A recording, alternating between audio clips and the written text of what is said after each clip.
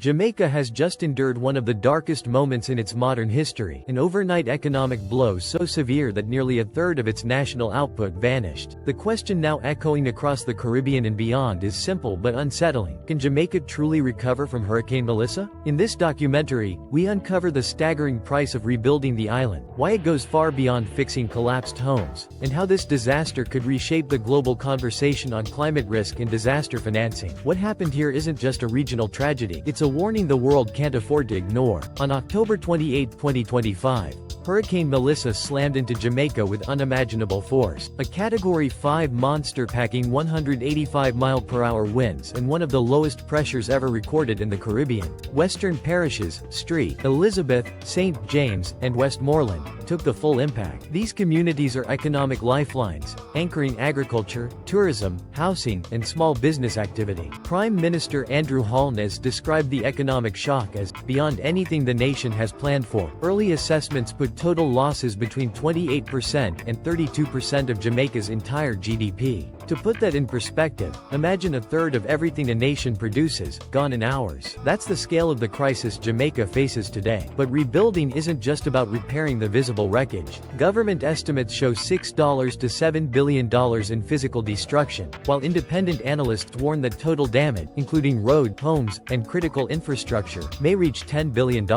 Yet insured losses cover only a small fraction of that, between $1 and $2.5 billion. Most families and small businesses simply weren't covered for a disaster of this size. This creates a huge financial gap, one that falls squarely on taxpayers and international partners. And the ripple effects are brutal. Analysts expect an 8 to 13% drop in national output, hitting tourism, farming, and small enterprises. But the deeper challenge lies in how Jamaica rebuilds. Entire towns were leveled, homes ripped to foundation, roads washed away, and power grids left in ruin. Agriculture, the heartbeat of rural Jamaica, has been devastated, flooded fields, dead livestock, and destroyed crops. Even if the island could rebuild overnight, simply restoring what once stood would leave the country vulnerable to the next generation of climate-charged storm. The reality is that Jamaica must rebuild smarter, stronger, and more resilient. Yet the island faces this mission with limited financial maneuverability. Its national debt was already high, and taking on massive new loans risks economic strain. Still, Jamaica has activated several emergency measures: a $150 million payout from a World Bank catastrophe bond, $70.8 million